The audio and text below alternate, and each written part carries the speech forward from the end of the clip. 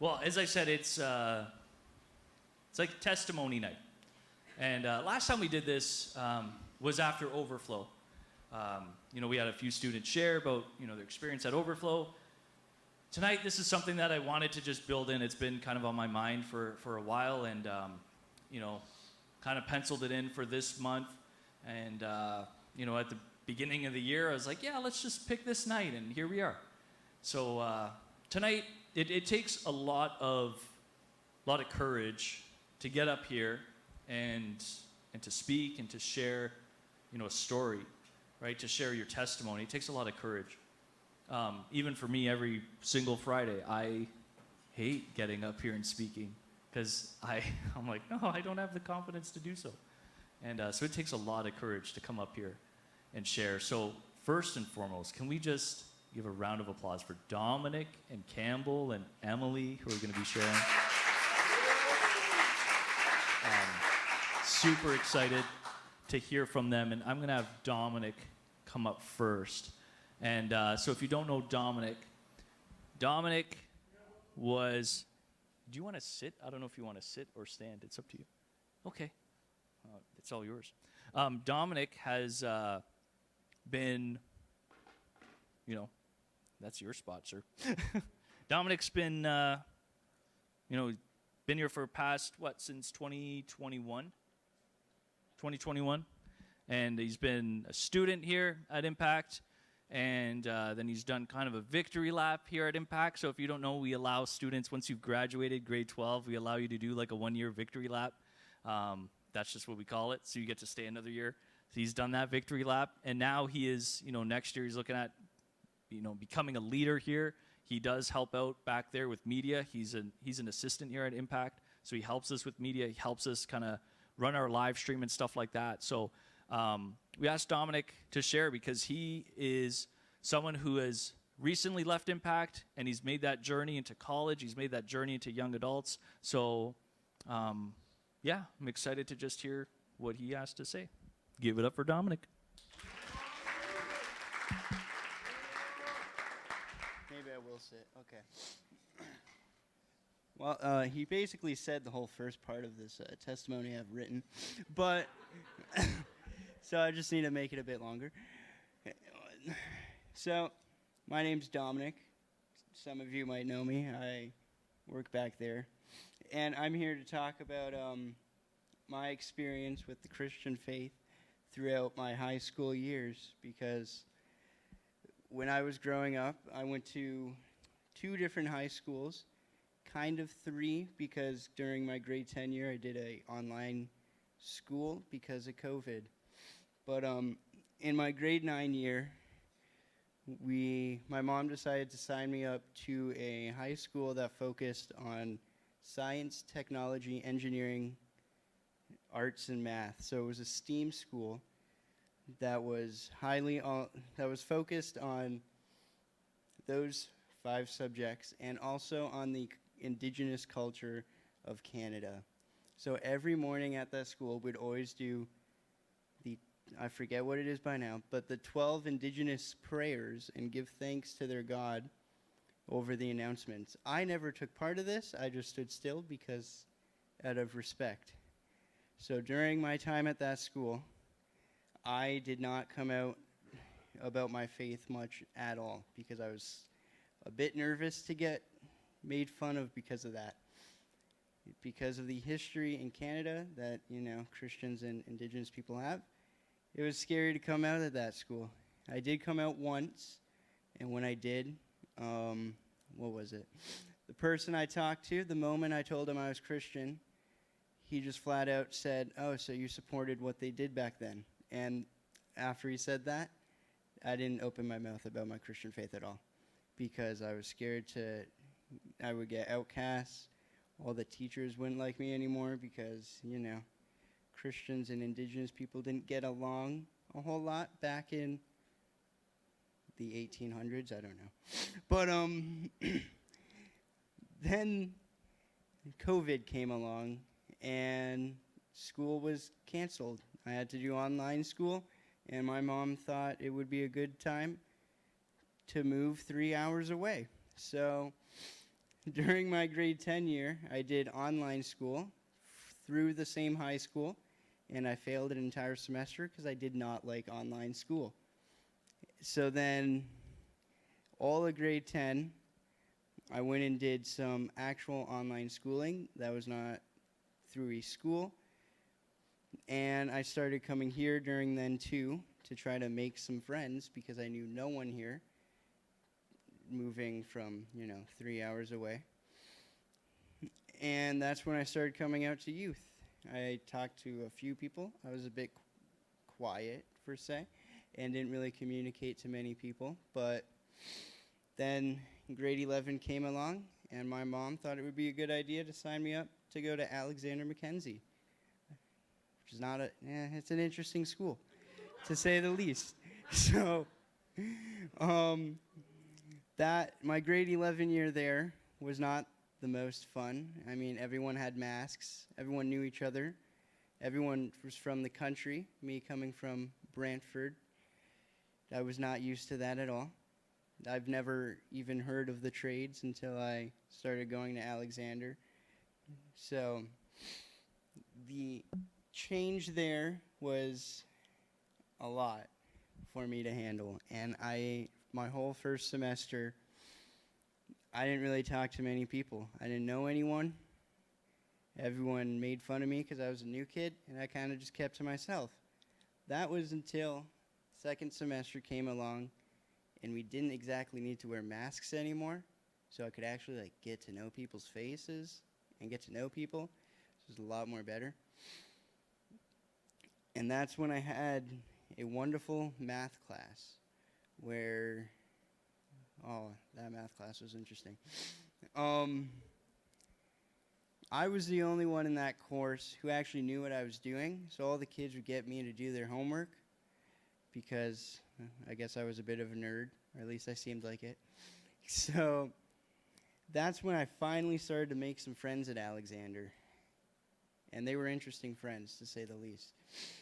Half the time, the one time I went hanging out with some friends, the one would argue constantly about how evolution is the correct way of how the world came to be, and I had to defend my position in my Christian faith. I did not do that well because I wasn't taught on how to disprove evolution. And then, when was that? A few months later, I was hanging out with that same friend. I was hanging out with his friend group, and they decided to talk about how they found the Christian faith funny, and how, I forget their argument because I was trying to stay away from it and not join in on the conversation, until my one friend pointed out to the whole group that I was a Christian and that I believe in all that. All the friends in that friend group found that absolutely hilarious, how anyone could believe the Christian faith.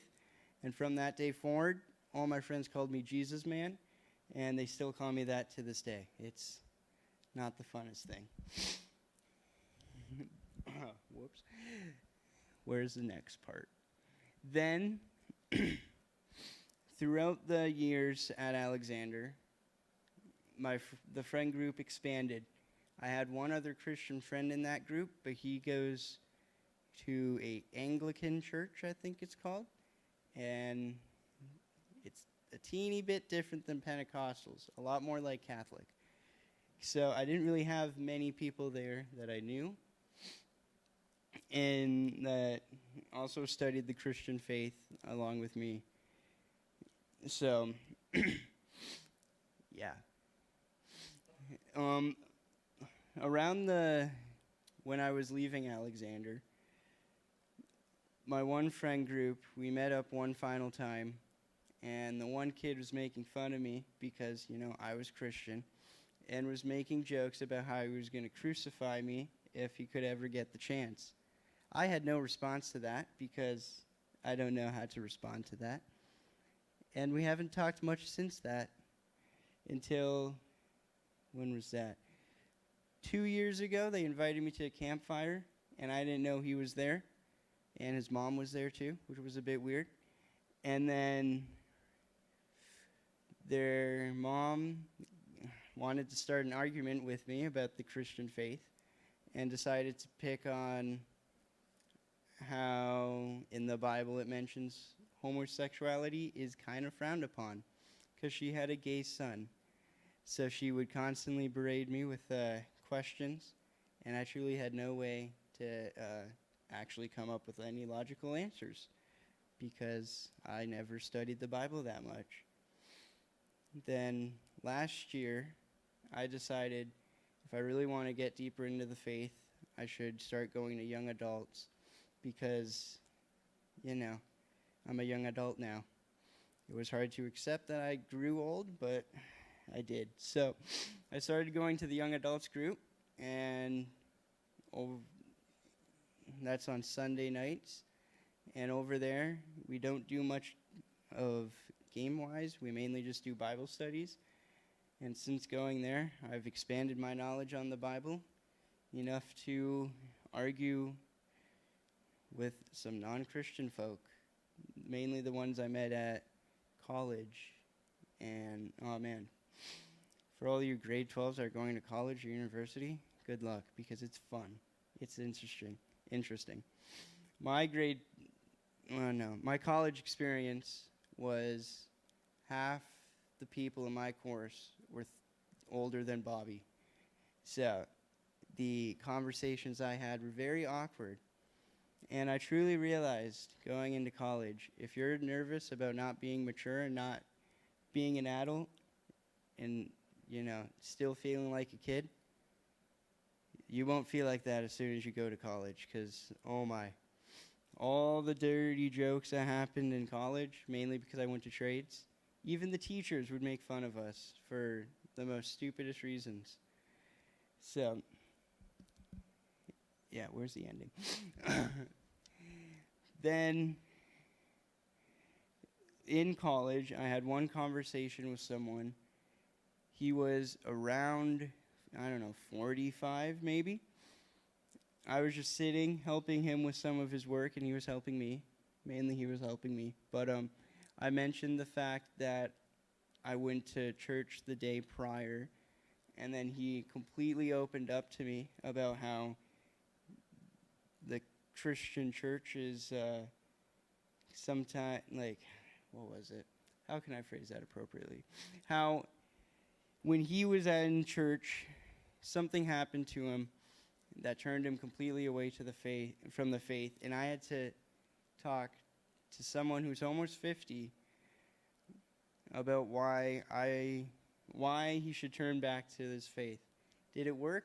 I don't know, but hopefully one day he will be redeemed, and I'll see him in heaven, I guess. I'm out of stuff now. So, you can come back up, Bobby.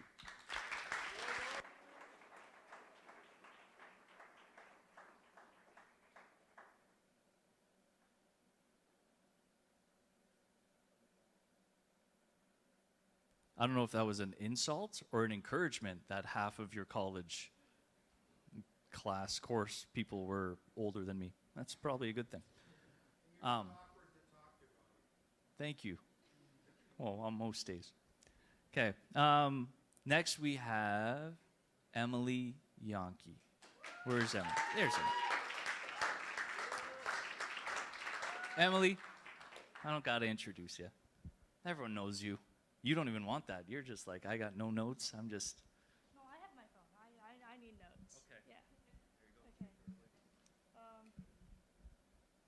So I do have notes. Bobby was incorrect. That I will probably be going on and off of. Who knows where God will lead me? We will see. So for those of you who know me, you probably know that I grew up in a Christian home. You probably know that I moved here from Alberta. And you probably know that I've struggled with a lot of stuff. For those of you who don't know me, hi, I'm Emily, and now you know 3 things about me. Okay, I'm going to struggle a bit, so please bear with me. I like to say that I'm still Albertan, through and through. sure, I'm slowly gaining your guys' accent, and before you try to argue with me and say you guys don't have an accent, yes. Yes, you do have an accent, and it's very similar to an American accent.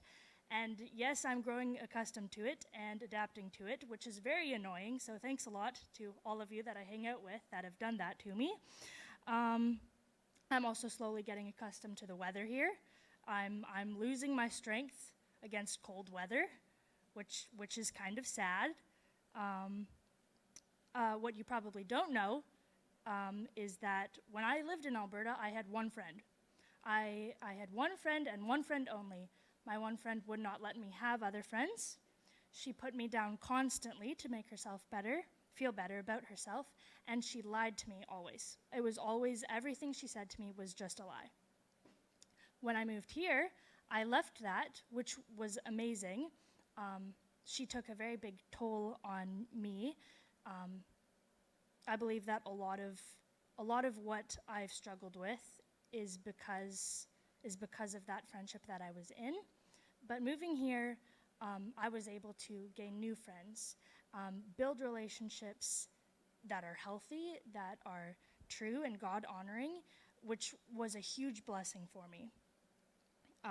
But moving here did take a toll on me. I moved away from a lot of family, and it was definitely hard. I had to make new friends, which was something that I had never had to do before, especially hard because I have very bad social anxiety. So that was a challenge in and of itself. But yeah, so that's kind of a backstory to me. For those of you who do or don't know me, I'm sure there's lots in there that you might not know, and some you probably do. When I was about 11, I did grow up in a Christian home. Grow up in a Christian home, and I believed for a very long time that I was a Christian. My mom told me that I said your standard, the sinner's prayer when I was like 5. Okay, when I was like 5, that's when she says that's the first time I accepted Christ. Of course, being a 5-year-old, and some people this is how it goes. For me, it was not. And me being 5, I didn't understand what on earth I was talking about. It wasn't until I was about 11 that I really realized I was hit with the fact that I was not a Christian. Me and my mom decided that we were going to go through a Bible study together. This didn't go far. We sat together about one night to do this, and one night was the only night we did it. But we sat and we read our Bibles together. And at the end of it, my mom told me that she was very worried about me. My mom told me that she thought that I wasn't a Christian. She couldn't be sure, but she was pretty sure that I was not a Christian, which made me very mad.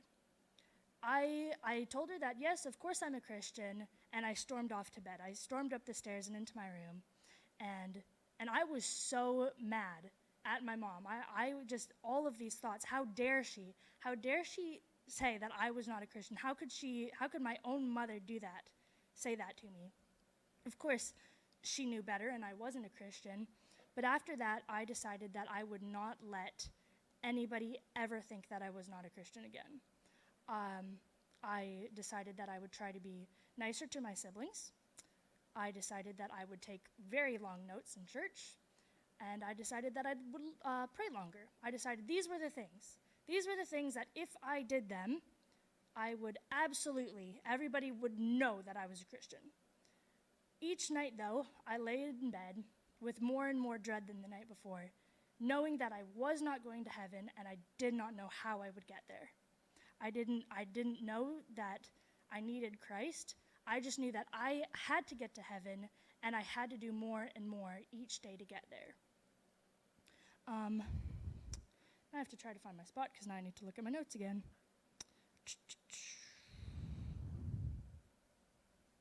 Okay, so since living here in Ontario, we have lived in 3 houses. We've lived in a house about 2 years each house, give or take. We moved like 7 years ago. Yeah, 2 years, something like that for each house. And in the second house that I lived in, I decided that I was going to run away. That was it. I was going to run away. I kept a bag under my bed. I filled it with everything that I thought I would need to live on my own, and I kept a note on top of the bag, writing a letter to a note to my parents saying that this would be better, that doing this would be better for everybody, that I wasn't needed, and so on and so forth.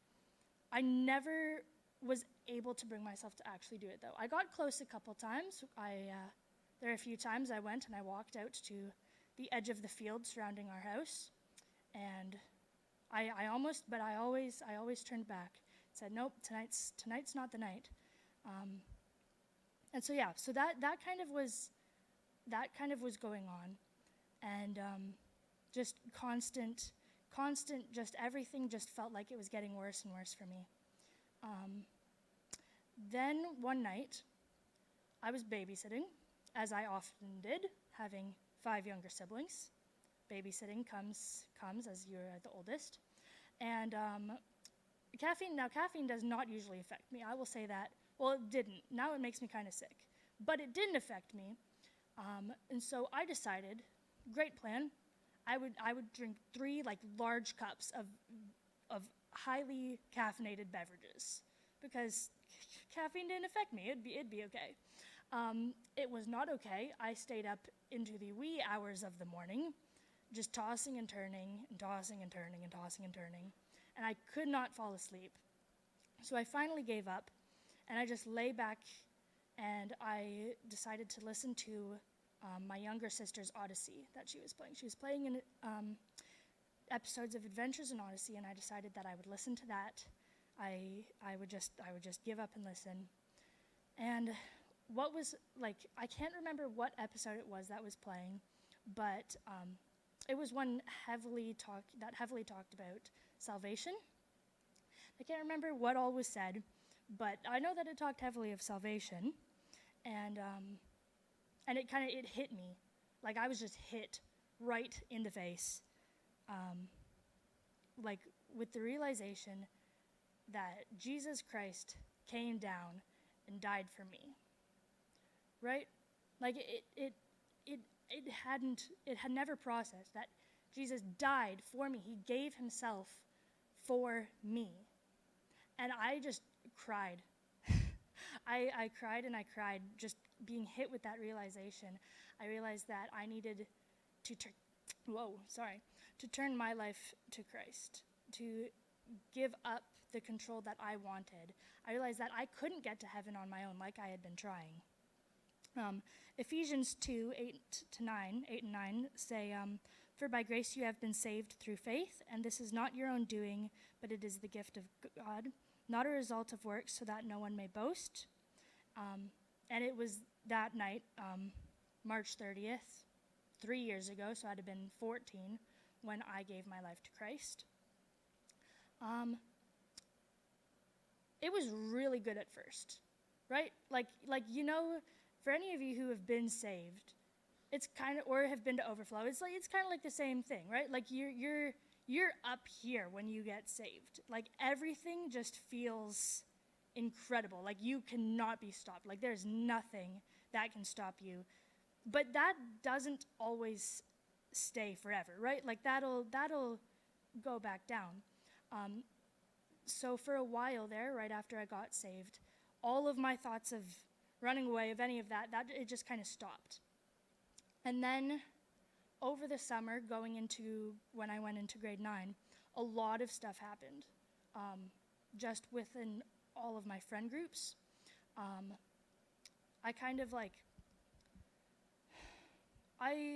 was in the midst of a lot of drama in all of my friends. I was never a part of it, but I was always in the center of it. And all of my friendships were kind of breaking around me, and I felt completely abandoned. I knew my worth was in Christ Jesus. My worth and value was in Jesus Christ. But even knowing that, I couldn't bear a lot of stuff. I had thoughts of unworthiness, of loneliness, of self-hatred. Just a lot of stuff just kept bottling up. And yeah, when I couldn't take it anymore, I turned to self-harm for comfort instead of into Christ. And I need my notes now again because I can't remember what I said next. Oh yeah. I struggled with suicidal thoughts almost daily, and I found my social anxiety just got like worse and worse and worse and worse. I felt numb and alone, and I thought that nobody could see the pain I was going through, which told me that nobody cared, leaving me deeper and deeper and deeper into this dark path.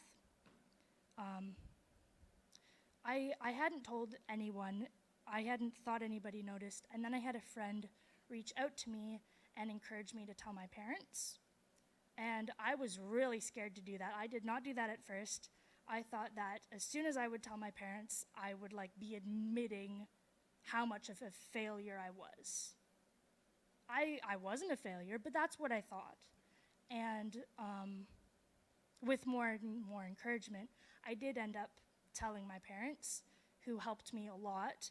I sought professional guidance. I have had a lot of friends comfort me and be there with me and help me a lot. And I've grown a lot since then. Tons and tons and tons. It's really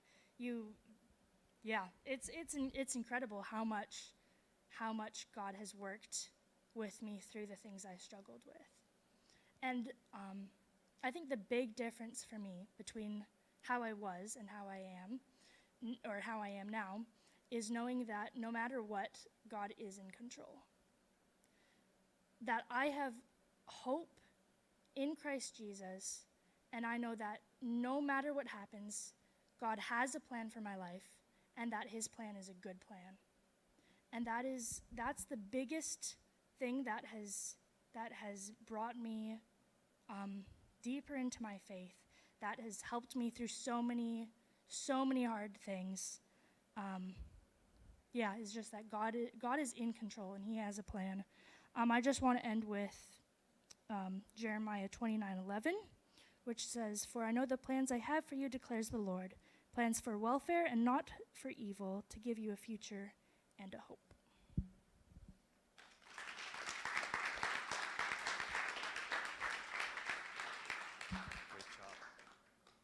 Great job. Powerful testimony, Emily. Thank you so much for sharing. I have one more person, Campbell Brown, if you want to come on up. Campbell is, do you have notes? No, you're good. Campbell is going to, you can have a seat, and I will awkwardly sit somewhere. Campbell was on a trip to Guatemala, just when, like last month? March. Back in March. And we're going to do a little bit different style with this. We're going to do kind of Q&A. So we'll need another mic. I'll give you this one. Thank you.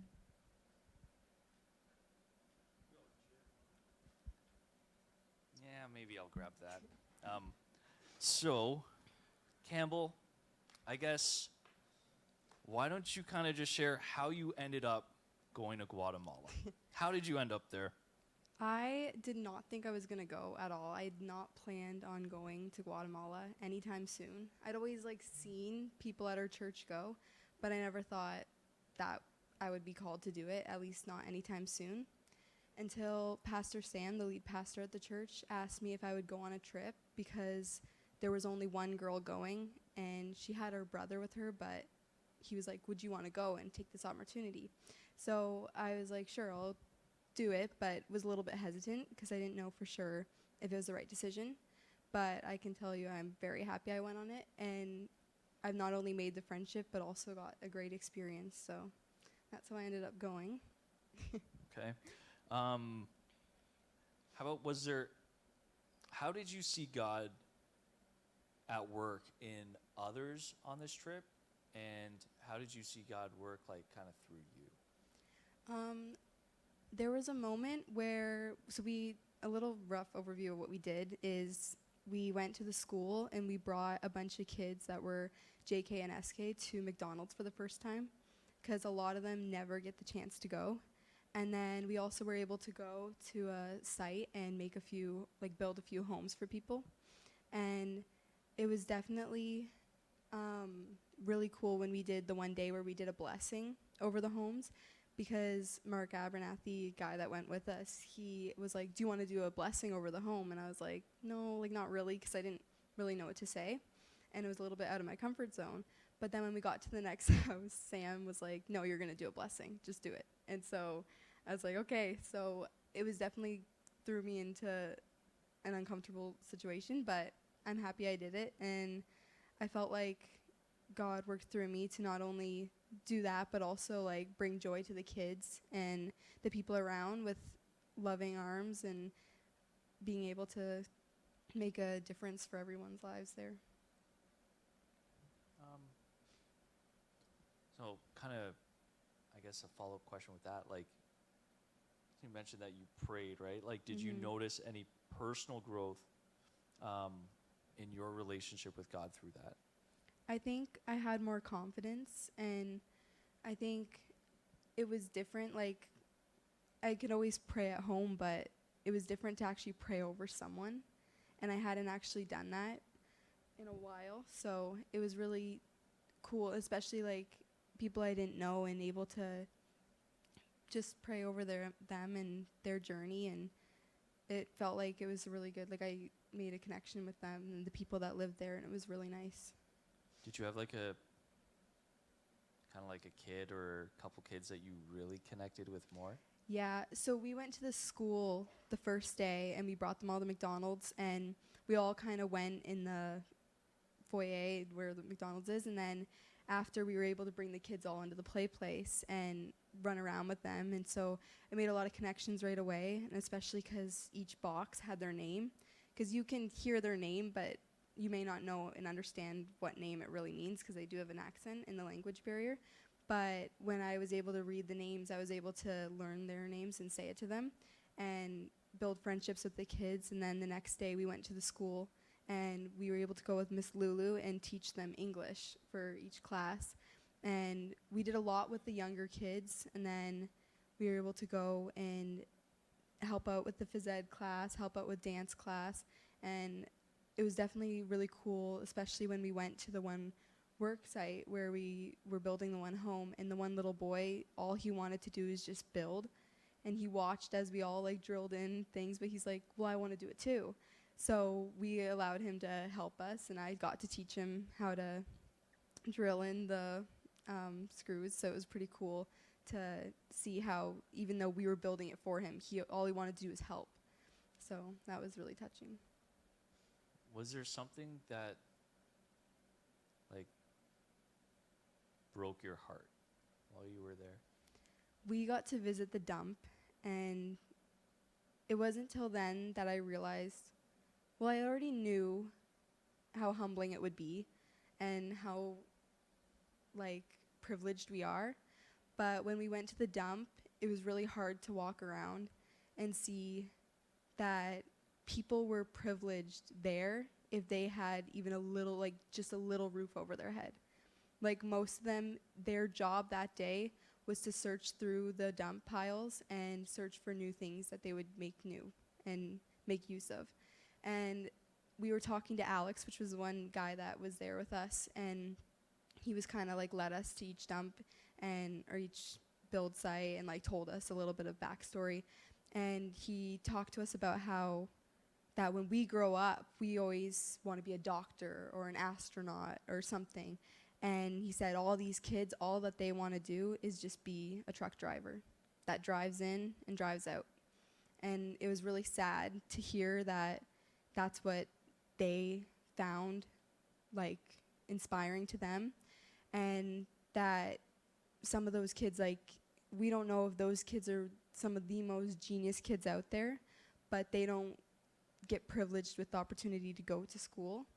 And when some of them do, they get this idea that, oh, I can be more, but sometimes they just can't afford it. And so it's really sad. And even at the school, there was a little girl running around, and she didn't say much, but she was really happy, and she always like ran around with us. And I talked to the one lady who, Edgar's wife, and he's the owner of the school, and Edgar's wife, she just talked to me about how she knew each kid's story, and she's like, that little girl was at the dump just last year, and just to see how much the school had shaped and like made her, like, she grew up, and she, like, it's crazy what they do there. Like, they have lunch every day for all the kids that they can go up.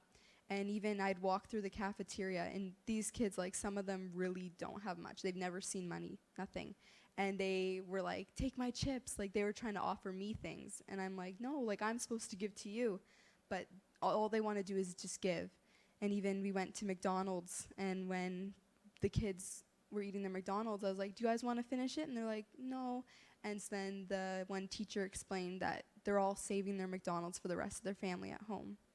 Because even though, like, when we drove, how we got to McDonald's is we picked them all up in a van, and we had about 23 people in one van, and there was 2 vans, and then we drove there. But once they saw the golden arches, every kid was like screaming of joy. Like, they knew that they were finally able to be like their siblings, because it's always like the one year they tell the kids, like, we're gonna go to McDonald's. And so once they saw it, they were so excited. And another thing is that each night we would kind of do like a debrief of like what happened. And Sam talked to us about how if we noticed anything that stood out to us, and one person mentioned that even though we were touching the kids, it was also cool to see the impact we had on the workers at McDonald's and the parents that were picking up their kids at the end of the day. And you could just tell that there was a lot of hope. And the one mom bawled her eyes out as she videotaped her daughter walking in, like, I was holding her hand, walking her over, and she just ran up to her mom and hugged her and showed her her little McDonald's box. And, like, you could tell the impact it made, and the workers just stood in awe as they watched as we all gathered around the kids and just tried to, like, I not only was able to try and, like, impact them, but they impacted me too. And I thought that was really cool. Why don't you, like, I don't know, kind of talk a little bit more about that? Like, what was that like for you, seeing that mom cry? I think it was really touching because, like, normally we think, like, going to a trip to McDonald's is nothing special, but just to see how much that meant was, like, a lot. And the fact that they took their McDonald's home and split it with their family is just, it's a lot. And just to see, like, the hope in her eyes and, like, how much joy it brought to see her daughter smiling, it was really sad. And like, it was a good thing, but it's really sad to see, because, like, just something, like, we just take so much for granted. And I think being able to see that was really touching. Yeah. I mean, I remember when we were in, I don't know where Jared went, when we were in Guatemala, we saw the same thing, because I actually had to ask them, because these kids who had never been to McDonald's in their entire lives. I mean, we go like every Friday night, right? Mm-hmm. And these kids who had never been, they weren't finishing their cheeseburgers Yeah. and their hamburgers. And I'm like, guys, like, I'm trying to, like, why aren't you eating? Like, Yeah. hey, eat. And one of the teachers explained, no, they bring this home. Mm-hmm. Like, they were wrapping it up and bringing it home so they could share with their brother or their sister or whatever. And it's heartbreaking. Here they have half a cheeseburger, Yeah. and they're like, that's the first one that they think of, is not Mhm. themselves, right? They think That of is. like their family. McDonald's was a big one for me too. One, I love McDonald's, Yeah. but I remember, like, that was kind of for me Yeah. when I was there a few years ago. Same thing. Mhm. How has this affected you now? Like, how are you back home, back in Brigden? Like, how are you now? How has that changed your life perspective? One thing for me is at school, everyone obviously is asking why I was going to be gone for like almost a week. And I kind of was able to explain what it was, and I think it opened some people's eyes, and then I got to explain a little bit about what I was doing and how it was through the church.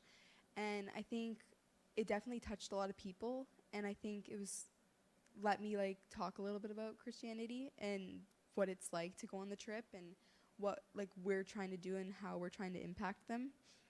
And I think that definitely made a few people really think like, oh, like I want to do that too, which was really cool to see. And I also think that, well, I knew going on the trip, I had talked to Corey and he told me, you'll want to go back. Well, ever since I've been gone, like I've definitely thought about it, and I do want to go back and see the kids and touch their lives more and just grow with my faith more through it. And I think that it's definitely, like, since I've been back, it's been a mind, like a thought in my mind for sure. Can I ask this question, or you can just take it away and say whatever final thoughts you have. But the one question, because I don't know, maybe you've already answered this, but what was the most impactful moment of your trip, and why did it stand out to you? I think there's too many. There's a lot. I've kind of mentioned a few, but another thing is that we first walked in the school, and keep in mind, like, we stand out. Like, no one, like, we're just these people that are walking around with backpacks, and they're like, who are they? And straight away, every single kid, they held up a heart, and they all said, I love you. And they just wanted to hug us and see us. And then the one day, they were like, do you want to go back to the school again? Because me and my friend Emily, we had the option to go back to the school, or we could go to the build site. And I was like, I think I want to go to the school again. I'll go to the build site the next day. And so then they kind of joked, well, do you want to be mauled again? Like, the kids kind of like all surround you. But then I realized they don't get love and affection at home. And just being that, like, hug that they can get and the affection that they can get was really special. And throughout, like, you'd walk around, there was no judgment. There was no, like everyone was so happy to see you and just very loving and very selfless there. Like, as I said about bringing their food home and always offering more to you. And I think a very impactful thing was that Edgar's wife, she knew every kid's story in that building. And I think it just showed, like, how much she had done for those kids and how much they'd done and shaped those kids' lives. And it was really cool to see. And, like, she would point out a kid, well, this kid, like, and she would tell us a story. And I think that was really impactful, and especially at seeing each home was really cool, because we built, like, these homes that we built, they were, like, smaller than the size of my room, and that meant everything. Like, there was a lady, and as we built her home, she drove all the way to the pizza place and used 3 days of her pay of work to buy everyone pizza, and just sat there and watched us build. And we said, do you guys want some too? And she's like, no. Like, she just wanted to watch, and got Gatorade, and she wanted, like, and they just sat there with hope, and they smiled, and they cried, and they just watched as we built the homes. And the homes, like, they're good, but to us, it's like, that's just a little shed, right? But to them, it was crazy how much that meant everything to them. And I think that was definitely really impactful to see how something so little means so much. We do have a trip coming up, right, next March break. Mm-hmm. I guess, what would you say, Campbell, to someone who might be kind of on the fence about going to Guatemala? What would you say to them? I think I was on the fence too. And I thought, like, oh, well, I could go, but, like, would it, like, do I need to? Like, I didn't really think, like, I didn't think it was my time. But if you're thinking about, like, should I not? The fact that you're thinking about should I means that it's a calling for you to go. And I think you should, and I think it's really impactful. And it is impact youth. So Yeah, but I think you guys would enjoy it. Will I see you in Guatemala next March? No, I can't put you on the spot. Maybe. I don't know. Who knows? Maybe. Awesome. Does anyone have any questions for Campbell about the trip? Just throw that out there. No? Awesome. All right. And if you Anything? have any Good. questions, I can talk to you about it after.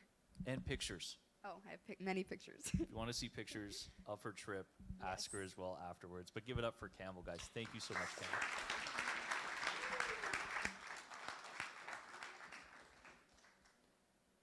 Awesome.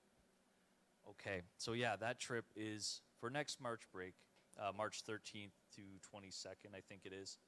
And does that make sense? Yeah. A little different than what Campbell did, but we will be doing some house builds there, running some sports activities, visiting this school, which is an amazing school.